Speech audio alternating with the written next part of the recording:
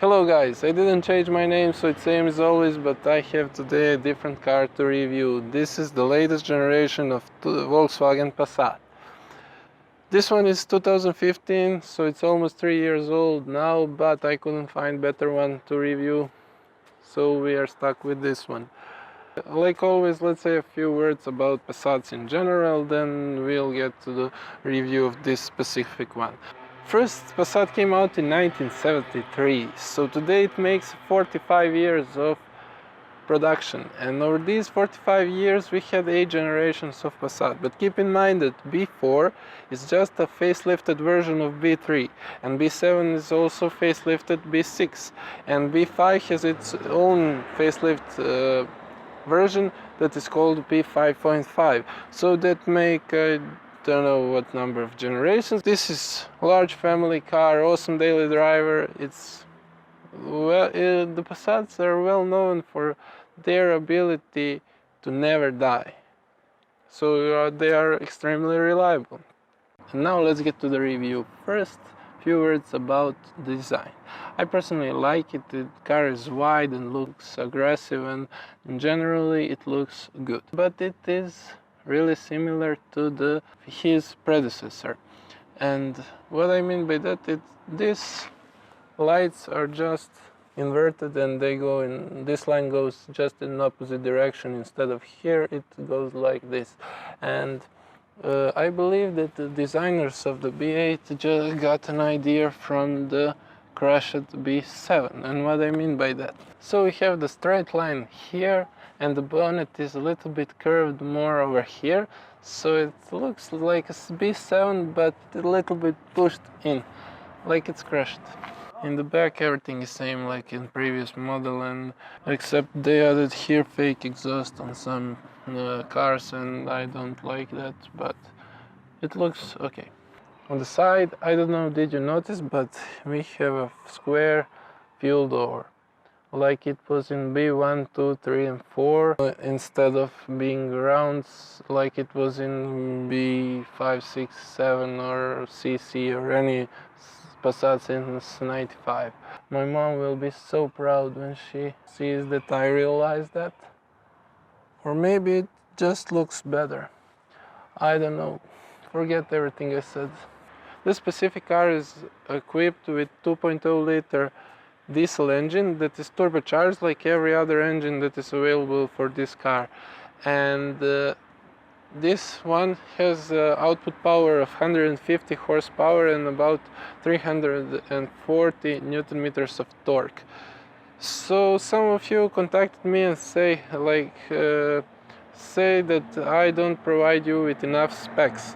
So here are some, and pause the video if you are interested, or if you are not, let's get to the trunk and see what's there.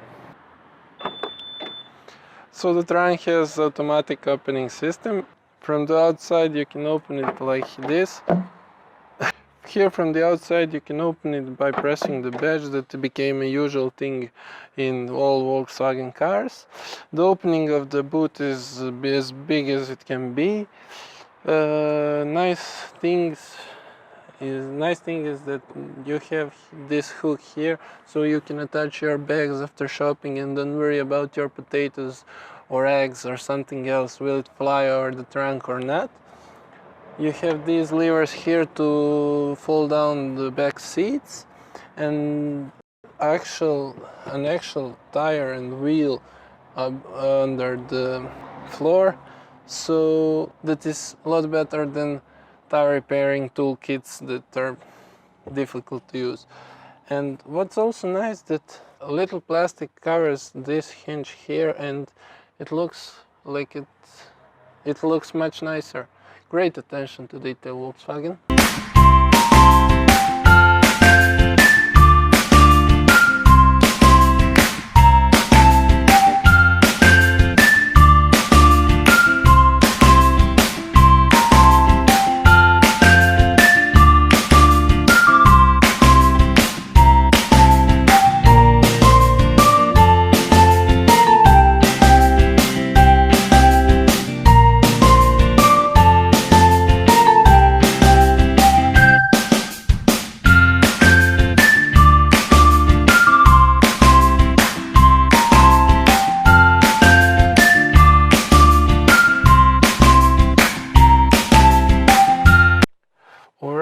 interior looks nice, nothing special, but it is nice, and I can see that people from Volkswagen have worked on it, and this plastic around the infotainment system looks like it's a bit cheap, and when you push it you can hear some noise, and that isn't really great, but if you don't touch it, it looks okay. Seating position is great. Ergonomic seats are so comfortable, and the driver's seat is electronically operated.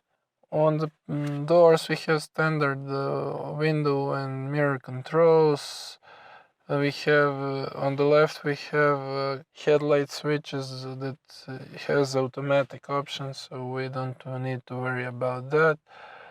On the steering wheel we have on the left side cruise control and volume up and down controls for the radio, and on the right side we have Bluetooth controls and button for voice commands. Overall, in the center console we have start stop button. This car is equipped with a keyless entry system.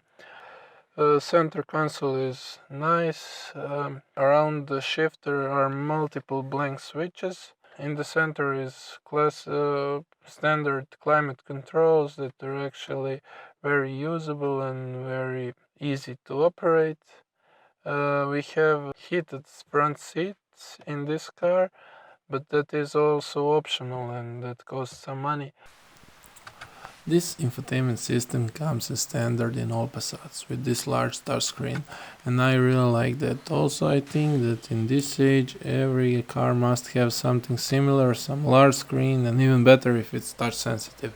Tesla is leader in this game, and the other brands are following. This is a great way to get rid of unnecessary buttons in cockpit.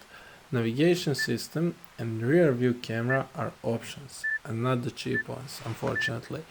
But having the screen is a step in the right directions. This car is equipped with navigation system, and it isn't the smoothest and fastest thing I ever experienced, but it will get the job done. Here we have some info about the fuel consumption and some settings, all the basic stuff.